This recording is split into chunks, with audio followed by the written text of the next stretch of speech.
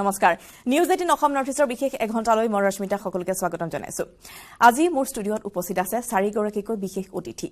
হয় তেওঁলোক হৈছে অসমৰ একোজন সুদক্ষ আৰক্ষী বিষয়া কিন্তু আজি এগৰাকী আৰক্ষী বিষয়া হিচাপে নহয় তেওঁলোকৰ এক সুকীয়া পৰিচয়ৰে মই আপোনালোকক তেওঁলোকৰ মাজলৈ লৈ আহিম আৰু লগতে তেওঁলোকৰ পৰা আমি শুনিম তেওঁলোকে কেনেদৰে ব্যস্ত থাকে দিনটো যেটো বিভিন্ন ধৰণৰ হত্যা হিংসা লুণ্ঠনৰ ঘটনাৰ সৈতে তেওঁলোক জড়িত থাকিব লগা হয় দিনটো ব্যস্ত থাকিব লগা হয় কিন্তু তাৰ পিছতো তেওঁলোকৰ যি অনুভূতিশীল মন সেয়া তেওঁলোকে মৰি যাবলৈ দিয়া নাই খাকি পোছাকৰ আঁৰতো তেওঁলোকে অব্যাহত ৰাখিছে নিজৰ শিল্প সাধনা হয় আহক তেওঁলোকক পৰিচয় কৰাই দিছো মই প্ৰথমে পৰিচয় কৰাই দিছো বসন্ত শৰ্মা আপোনাক স্বাগতম জনাইছো কমান্ডেন্ট অফ হোম গাৰ্ড নমস্কাৰ মই Basanta Sharma district commandant home guard Cachar হয় এই প্ৰগ্ৰামটোত মোক নিমন্ত্ৰণ কৰাৰ কাৰণে খুবেই মই সুখী ধন্যবাদ কথা পাতিম আমাৰ সৈতে আছে খনিন চৌধুৰী এছপি আপোনাকো স্বাগতম জনাইছো স্যাৰ ধন্যবাদ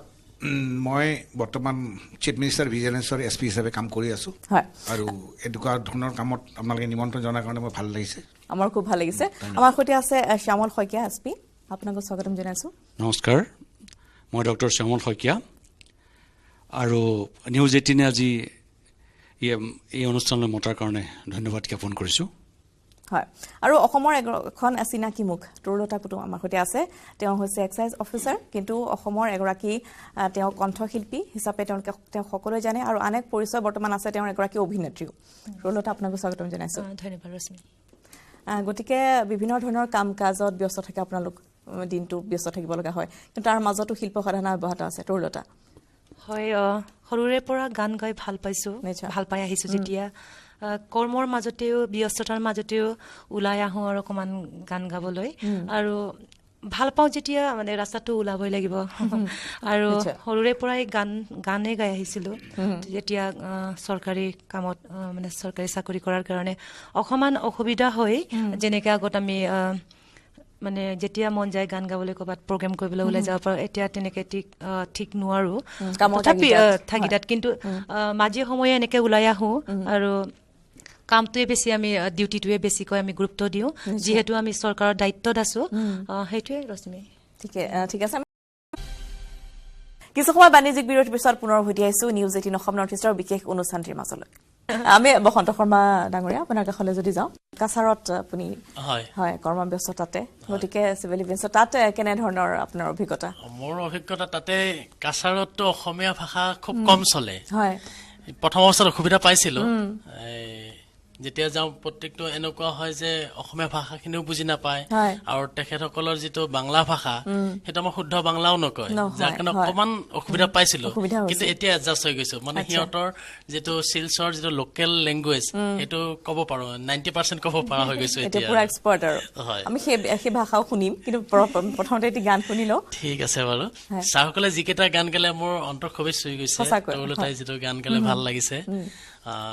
মই আগতে এটা দিলীপ দাসৰ গীত এটি গাওঁ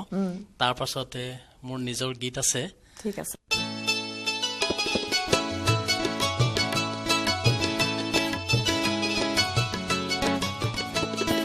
ৰ'দ পাই ৰঙা হ'ল পুৱাৰ সুমথিৰা ৰ'দ পাই ৰঙা হ'ল পুৱাৰ সুমথিৰা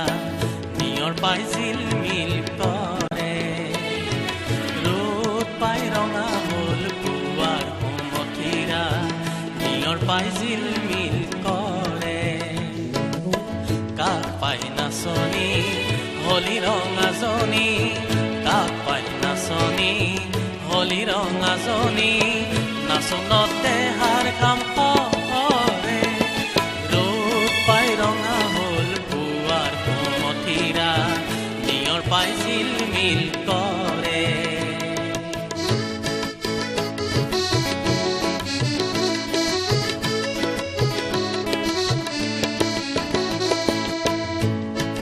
গছৰে কঁকালত মেৰালি গামোচা গছৰে কঁকালত মেৰালি গামোচা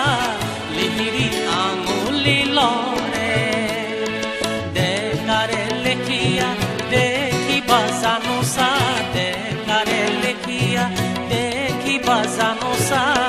মনবোৰ কেনে বা কৰে মনে মনে ঐ গুৰু তেনে দেখা কৈ নাচ নাচ ৰঙে ৰহে দৈ মুখ তুল কৰে ৰ'দ পাই ৰঙা হ'ল পুৱাৰ কুমথিৰা ৰ'দ পাই ৰঙা হ'ল পুৱাৰ কুমথিৰা নিয়ৰ পাই জিলমিল কৰে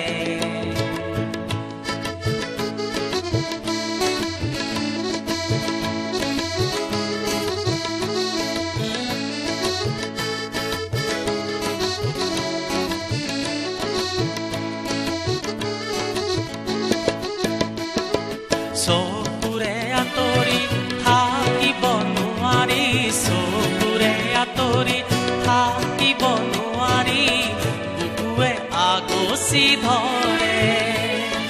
জেঙেৰে ভেটি দি জোঙেৰে ভেটি দি জেঙেৰে ভেটি দি জোঙেৰে ভেটি দি মনে অগা দেৱা কৰে মনে মনে কৈ কৰে জুমা জুমি ঐ জানো খিল খিল কৈ আহিলে মুকুতা হৰে ৰ'দ পাই ৰঙা হ'ল পুৱাৰ কুমথিৰা ৰ'দ পাই ৰঙা হ'ল পুৱাৰ কুমথিৰা নিয়ৰ পাই জিলমিল কৰে কাক পাই নাচনী হলি ৰঙাজনী কাক পাই নাচনী হলি ৰঙাজনী নাচনতে হাৰ কাম পৰে ৰ'দ পাই ৰঙা হ'ল পুৱাৰ কুমথিৰা ৰ'দ পাই ৰঙা হ'ল পুৱাৰ কুমথিৰা ৰ'দ পাই ৰঙা হ'ল পুৱাৰ কুমথিৰা খুব সুন্দৰ আৰু সকলোৱে আচলতে ইমান সুন্দৰকৈ গীত গাইছে সকলোকে প্ৰফেচনেল ছিংগাৰ নিচিনা লাগিছে মানে লগা নাই যে আপোনালোকৰ পেছাগত বৃত্তি বেলেগ কিন্তু মাজে মাজেহে গান গায় তৰতা পুনৰ আপোনাৰ কাষলৈ আহিছোঁ বিভিন্ন অভিজ্ঞতা আমি কথা পাতি আছোঁ বিষয়ে কিন্তু আৰু বিয়াৰ আগৰ কথা আৰু কপৌফুল কাবাক দিয়া হৈছে নে কপৌফুল কপৌফুল তেতিয়াতো নাই কিন্তু আৰু লগৰ লগত মিলি সিক্ৰেট মানে বেয়া হ'ব কথাটো নাই নাই বেয়া ঠিক বৌয়ে চাই আছে সেইটো কাৰণে ভয় খাইছে নাই নাই ভয় খোৱা নাই তেনেকুৱা আৰু এটা থাকে যে পুলিচ আৰক্ষীলে চবে ভয় কৰে কিন্তু ঘৰত আকৌ বৌলে ভয় কৰা হয় এনেধৰণৰ অভিযোগ থাকে সত্য নি কথাটো ভয় কৰাতকেও আচলতে কি হয় মোৰ মিছেছ খুব অবিডিয়েণ্ট হয় খুব অবিডিয়েণ্ট খুব লাকি আছে সাধাৰণতে মই খুব লাকি মই বেয়া পোৱা কামটো সাধাৰণতে নকৰে মানে এবাৰ দুবাৰ কওঁ আৰু তাৰপিছত অলপ সময় লাগে কেতিয়াবা যিটো বস্তু ইয়াত অন্য বিশেষ কাৰণত একো নালাগে ক'ৰবাত বস্তু এটা ফুলদানি এটা ইয়াত থৈ দিলে পৰ্দাখনত লাগি গ'ল মই কওঁ যে বাবুৰি এইটো ইয়াত থ'ব নালাগে আকৌ দেখিব ল'ৰাটোৱে গৈ তাতে থৈ দিলে ল'ৰাটোকতো খং নকৰোঁ বাপুৰিকে কৰোঁ বাপুৰি এইটো বাৰে বাৰে কৈ আছোঁ তুমি কথাটো শুনা নাই হা কিমানবাৰ ক'ব লাগে এতিয়া মই ওলাই গুচি আহিলোঁ আৰু ওলাই গুচি আহিলোঁ কিন্তু সেই খংটো যেতিয়া থাকি যায় আহি পেলাই থানাখনত যেতিয়া ওলাই ময়ো ভাবি থাকোঁ খাবলৈ নামাতে দেখোন খাবলৈ কোৱাই নাই আকৌ মোৰ এটা স্বভাৱ আছে সৰুতে মায়ে যেতিয়া খেদে লোকৰ ঘৰত খাওঁ গাঁৱত আকৌ লোকৰ ঘৰতো খোৱা স্বভাৱ আছে নথকা নহয় আৰু য'তে যাওঁ খাব দিয়ে কিন্তু মোৰ মিছেছে বুজি পায় যে লোকৰ ঘৰত খাই দিব মই লাজ পাম সেইকাৰণে কি কৰে ফোনটো কৰি খাব আহিছোঁ কাছাৰত আছে আপুনি গতিকে আপোনাৰ এক্সপিৰিয়েঞ্চৰ কথা কৈছিল যে যথেষ্ট অসুবিধাৰ হৈছিলে সৃষ্টি সেই সময়ত এতিয়াৰ পৰা এডজাষ্ট হৈ গৈছে এতিয়া তেনেকুৱা ধৰণৰ অসুবিধা নাই তেওঁলোকৰ লগতো মিলি গৈছোঁ আৰু চাকৰি সূত্ৰে আমাৰ অসমীয়া ভাষা কোৱা মানুহ বহুত আছে আৰু আমি প্ৰত্যেক বছৰে এখন বিহু পাতো যোৱা আমি মে' মাহৰ 13-14টো বিহু এখন পাতিলো তাতো আমি গান গাইছোঁ আৰু সকলোৱে মিলি জুলি অসমীয়া সকলে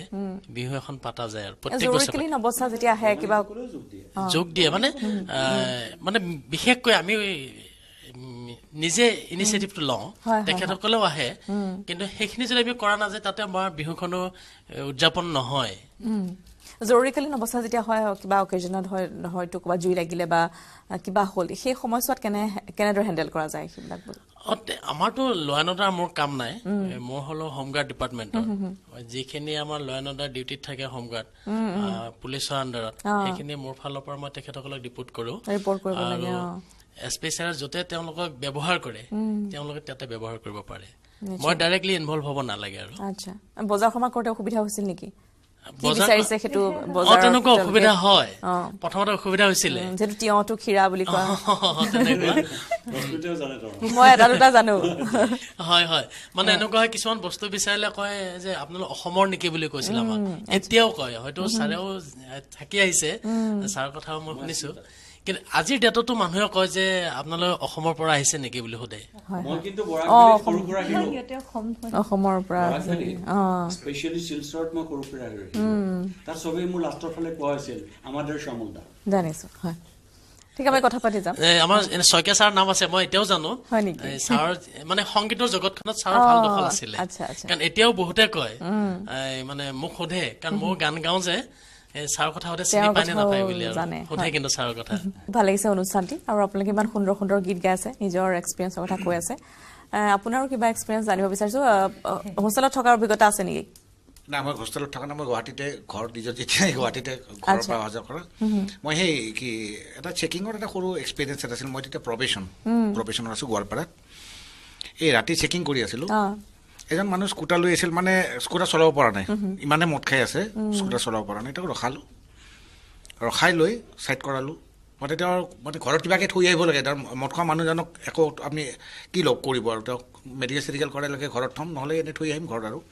এইটো চিন্তা কৰি থাকোঁতে আমাৰ এজন কনষ্টেবলে মোক ক'লে বোলে ছাৰ এইজন এজন ইঞ্জিনিয়াৰ বোলে সাংঘাতিক ধুনীয়া গান গায় কথাটো বেয়া নহয় বোলে মানুহজনক মোৰ গাড়ীলৈকে লৈ আহিলোঁ গাড়ীত বহুৱালোঁ গীতৰ প্ৰতি দুৰ্বলতা আছিলে এনেকুৱা সাংঘাতিক গান গাইছে তাৰপিছত সেই মানুহজনক ইঞ্জিনিয়াৰ তেওঁক ৰেগুলাৰ মোৰ ঘৰত অহা হ'ল তেওঁ মানে ইমানেই ধুনীয়া গান গায় সাংঘাতিক ভাল ভইচ মানে এইটো এটা মোৰ ডাঙৰ এক্সপিৰিয়েঞ্চ মানে তেওঁক চেকিঙত এনেকুৱা হ'ল আনি তেওঁক গান গোৱালোঁ আৰু মোৰ চেকিঙত সেই কৰোঁ কি কয় মানুহক মদ খোৱা মানুহক মাৰপিট কৰি লাভ নাই আৰু গতিকে সিহঁতক বুক ডাউন কৰাব লাগে গান গাব দিব লাগে এনেই নিচা ফাটি যায় মই সেইটো মোৰ পলিচি এইটো যোৰহাটত মই থাকোঁতে এই বুক ডাউন কৰাওঁ গড়ালিত বুক ডাউন কৰিব দিওঁ নহ'লে গান গাব দিওঁ কিছুমানতো একদম বিকট চিঞৰ মানে গান গায় আপোনাৰ বেচুৰা মানে সাংঘাতিক বেচুৰা কিন্তু নিচা ফাটি যায় সিহঁতৰ ভাল গোৱা মানুহ ওলায় সেইবোৰ ঘৰলৈ আহি যায় মানে চিনাকি হৈ লওঁ আৰু আমাৰ বিশেষ এঘণ্টাত সময় হৈছে খন্তেক বিৰতিৰ আমি কথা পাতি আছোঁ অসমৰ 4গৰাকী সুদক্ষ আৰক্ষী বিষয়াৰ সৈতে তেওঁলোকৰ জীৱনৰ বিভিন্ন তিতামিতা অভিজ্ঞতা আমি কথা ইমান ব্যস্ততাপূৰ্ণ সময় তাৰ মাজতে আপোনালোকে এইখিনি সময় আমাৰ ষ্টুডিঅ'লৈ আহি দিলে সকলোকে ধন্যবাদ জনাইছোঁ আৰু যথেষ্ট ব্যস্ত থাকে দিনটো 24 ঘণ্টাই তাৰ মাজতো এইখিনি সময় উলিয়াই আহিলে আৰু শিল্পী সুলভ যি মন আছে সেয়া আজি গম পালে অসমৰ দৰ্শকসকলে নহয় জানো গতিকে সকলোকে ধন্যবাদ জনাইছোঁ কিবা ক'ব আমিও ধন্যবাদ জনাইছোঁ হয় নিউজ 18 নিশ্চয় এডিটৰ ইন চিফৰ পৰা সকলোলৈকে ধন্যবাদ জনাইছোঁ আৰু তোমাক স্পেচিয়েল ধন্যবাদ আমাৰ কাৰণে 1 ঘণ্টাতকৈ বৰ বেছি সময় কটালা আৰু ভাল লাগিলে সকলোকে ভাল লাগিলে ইয়ালৈ আহি ভাল লাগিলে আমাৰ নিশ্চয় পুনৰ ইয়াত পাম বুলি আশা কৰিছোঁ আমি এই মুহূৰ্তত ধন্যবাদ জনাইছোঁ আৰু সময় হৈছে বিশেষ 1 ঘণ্টাৰ পৰা এতিয়া বিদায় লোৱাৰ আশা কৰিছোঁ এই অনুষ্ঠানটি চাই আপোনালোকে ভাল পালে বিদায় লৈছোঁ নমস্কাৰ